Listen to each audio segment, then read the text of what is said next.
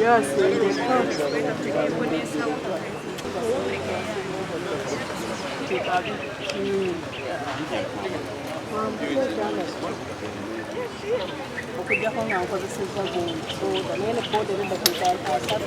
Legal examination that was ordered by court has never been done to date.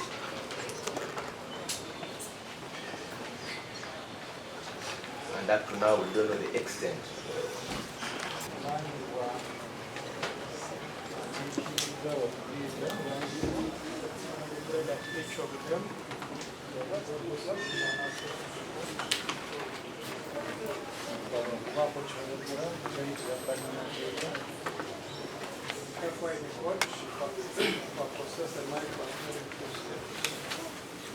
Pray that the accused person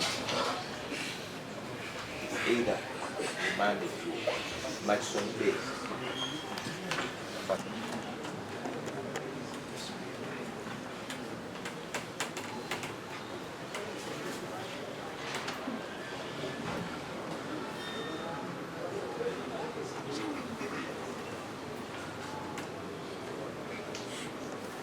But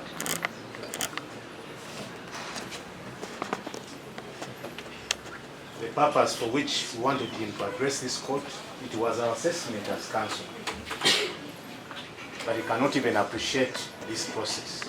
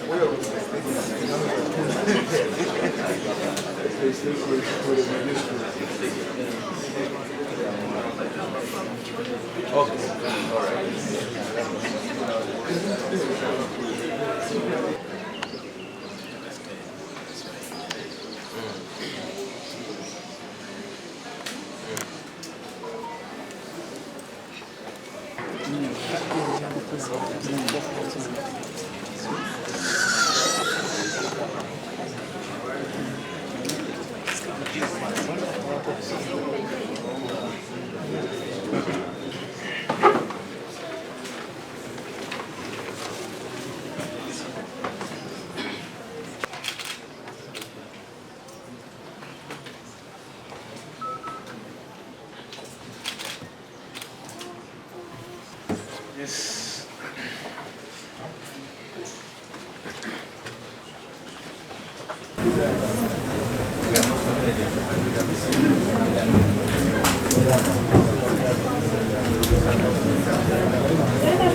It is our humble prayer.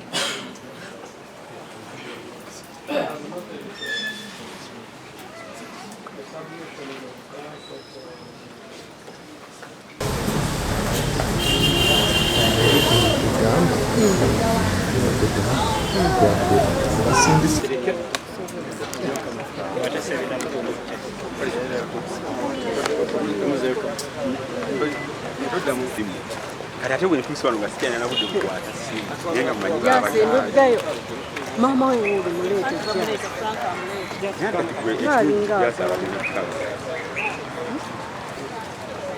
nsoose genda mukutooya akagundi nekawamire akajake ennaku zino ndiri yalisi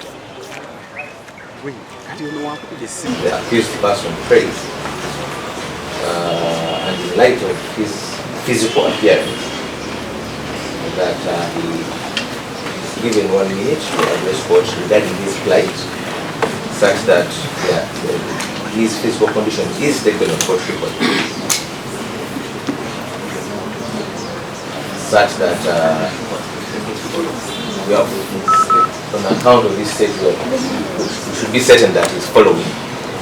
So we pray that he's given that 1 minute just to explain what his physical condition, and we also pray, we of honor, given that he's describing his physical ailment that is taken down on court record. Nazimba ebigere n'enjovu tewakkiriza atuwa amawulire okuyingira okulaga ensi we nali nfaanana nonsalira ekibonerezo ngenda mu kkomera n'omusango ogwasirya nagumanyira mu kkomera nti nabba jampa ne sweta naye nga nalaba ng'eyali amaze okukola ekibonerezo ekyampeebwa nakubwa enkingo zino zaali mugundi namala wiiki ku nkingo nga ndi mazzi naye wagamba bampa obujjanjabi obw'enjawulo mira peinikira 12 buli lunaku sifunanga bujjanjabi businga buno kongovule kalemerayo emikono oba bagitemako bagitemeko nfune ku bujjanjabi olero obulamu bwange bugenda sina bujjanjabi sina bujjanjabi yambunte nfune ku bujjanjabi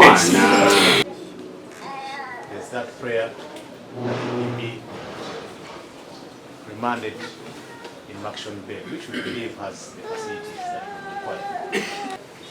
Your Honor, presence does not mean having his face here. Presence means someone being here with all his mental capacities, in his proper state of mind, having capacity to follow proceedings.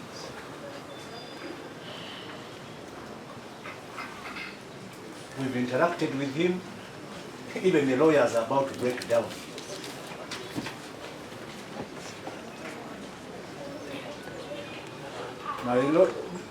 Your Honor, State has admitted that even court appreciates the condition he's in.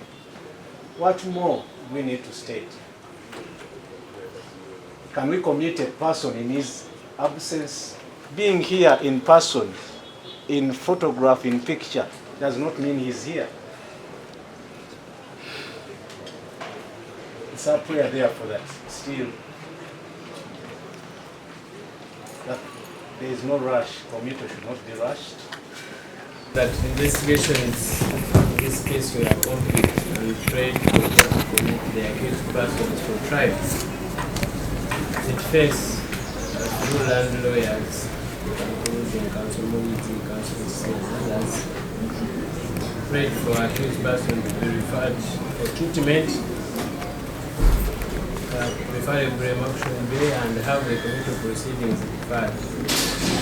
I have considered the submissions of prosecution and the defense counsel, and I find that the accused person entitlement to the proper medical care, a fundamental right enshrined in the Constitution and as earlier ordered.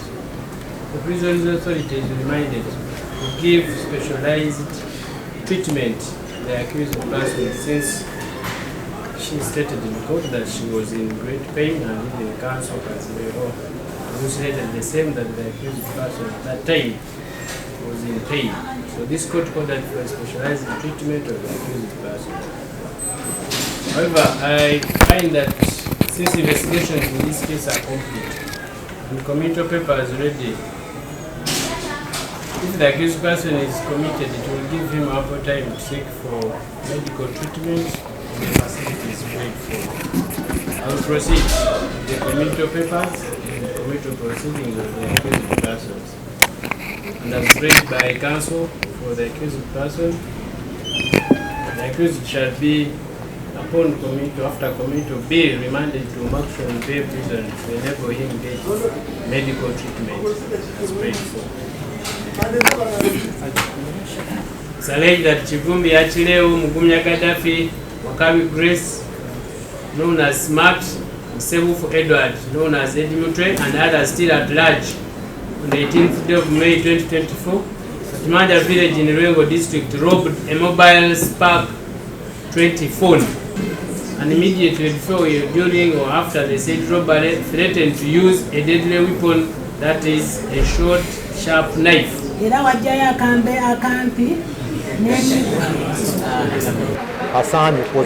Olwatuuse omusibe ne tulaba nga byayogera tebikyagatta, ng'akankana okuva mu kifuba paka ku bigere, ng'omubuuza kirala akuddamu kirala.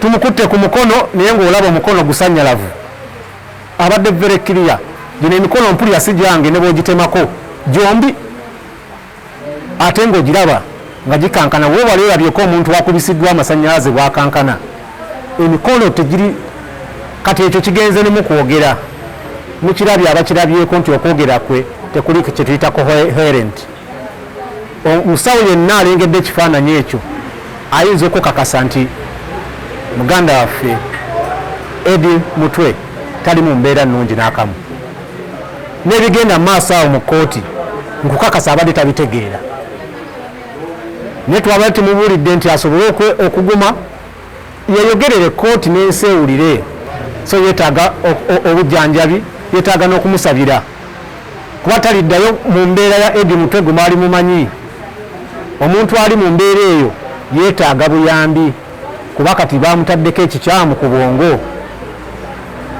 ekyo twamubuuzizza kwe kyavudde nga naye kimu omulaba bulumi yayogera bulumi abadde ne mu kkooti nga taliiwo ekkooti wetumaliddeko nga alina tugamba balooya bange nkooyo okubeera wano Eddie Mutwe tasaana kuba mu kkomera asaana kubeera ne waba wakozesebwa ng'awosebwa ava waka kyekyo application yaffe eya tocha tugenda nayo mu maaso tubuulire kkooti nti ntasaanidde nakubeera genda mu maaso nakozesebwa kati application oba nagifixinga egenda kuwulirwa eyokubiri yebbeera application ye gye tugenda okuteekamu bino byonna bye twabuulidde nti ne bwankubadde bakkiriza agende mu action B tewali psychiatrist balooya bonna bajja babuulira ate bwaba bajjanjaba omuntu ali mu mbeera eyo n'ekifo waali kirina okwetegerezebwa.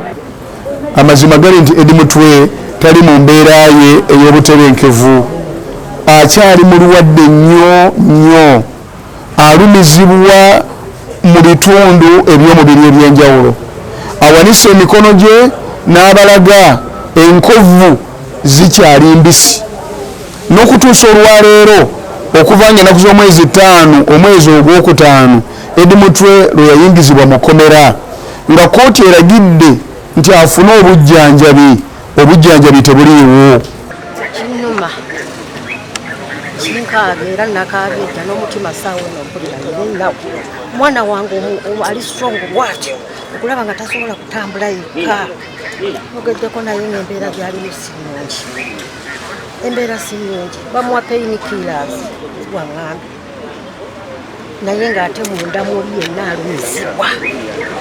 alumizibwa okyenkanidde awo nammwe nga bwe mumanyi obulumi tusaba bamutuwe tutwaleko omudwaliro wakirikale basooke bamujjanjabi bakomewo bamuvunaane bye bamuvunaana kuba omwana wange okulaba nga atambuza muggo kinnuma nze nga maama we kinnuma bannange omwana wange ali strong bwati okulaba nga atambuza muggo bamutuwe tumutwaleko mu ddwaliro. Embeera eno eriwo ya buntu mazima ddala baagala tumale kweyambula. Eddie Mutwe aleeteddwa mu kkooti nga n'ebigenda mu maaso tabitegeera. Mazima ddala omuntu ne mumukwata ne mumutulugunya bwe mumala okumutulugunya ne mumusindika mu prison gye bamusindika ne babeera nga bamuwa zi pain killers. Eddie Mutwe atugambe bamubadde bamuwa pain killers 9 buli lunaku. Omuntu omulwadde waatuuka ogamba muntemeko emikono nfune obuweerero bannange tusaba Eddie Mutwe kyekiyinza ogaana omuteesa agenda ajjanjabwe kuba mu kaseera kano obulumi bwalimu n'embeera gy'alimu agenda kufa era ffe tetugenda kukoowa oba kkooti erituula mu bire oba erituula mu kkooti ya Kiseko egenda okutta Eddie Mutwe tugenda kujjanga buli lunaku